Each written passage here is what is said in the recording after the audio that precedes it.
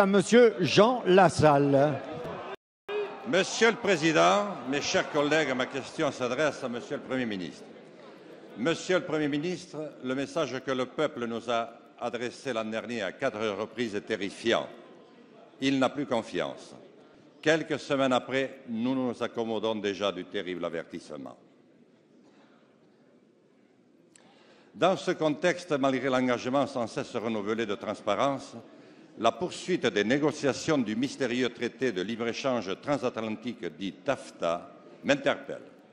D'autant que depuis quelques années déjà, nous acceptons l'existence d'un système d'arbitrage qui s'apparente de plus en plus à un dispositif de justice internationale parallèle. La France serait-elle devenue si faible et inféodée à ce nouveau monde sans visage, sans âme, sans politique, qu'elle ne pourrait plus faire machine arrière? À moins que le peuple ne soit jugé inapte à comprendre les enjeux dissimulés derrière l'extrême technicité de centaines de pages illisibles. Si nous ne cessons, à juste titre, de rappeler le péril que constituerait le retour du fascisme et du totalitarisme, pourquoi une discrétion si effrayante à propos du monstre capitaliste apolitique et sans visage? Nous savons aujourd'hui que l'inacceptable bien vendu en quelques semaines de pilonnage intensif peut être imposé à un peuple qui pourtant n'en voulait pas, y compris par référendum.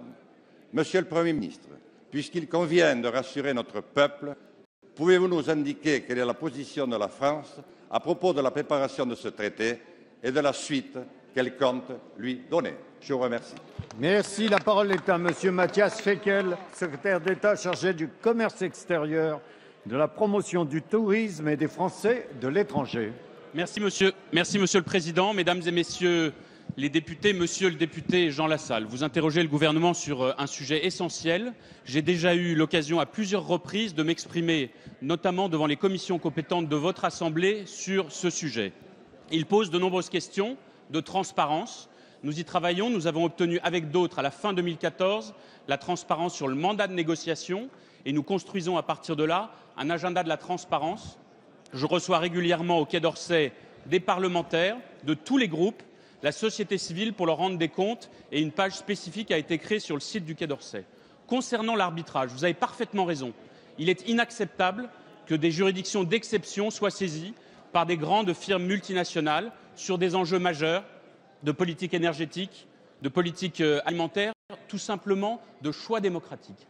Et c'est pourquoi, au nom de la France, j'ai porté une proposition au niveau européen de création d'une cour permanente de justice commerciale internationale, avec l'interdiction des conflits d'intérêts, avec l'interdiction d'attaquer des choix démocratiques et avec la volonté de poser des règles publiques, des règles politiques, des règles démocratiques et accessibles à tous. Alors que nous étions seuls ou presque sur ce sujet il y a un an, cette proposition est maintenant devenue le consensus européen en la matière et la Commission européenne porte à son tour cette proposition. Il reste beaucoup à faire sur le fond pour défendre les intérêts français. Nous y sommes vigilants. Sur l'agriculture, c'est la diplomatie des terroirs que je mène avec Stéphane Le Foll, le ministre de l'Agriculture, pour accéder au marché public américain, pour obtenir de l'équité et de la réciprocité dans le commerce international. C'est la position de la France et c'est la condition pour nous à la poursuite de ces négociations.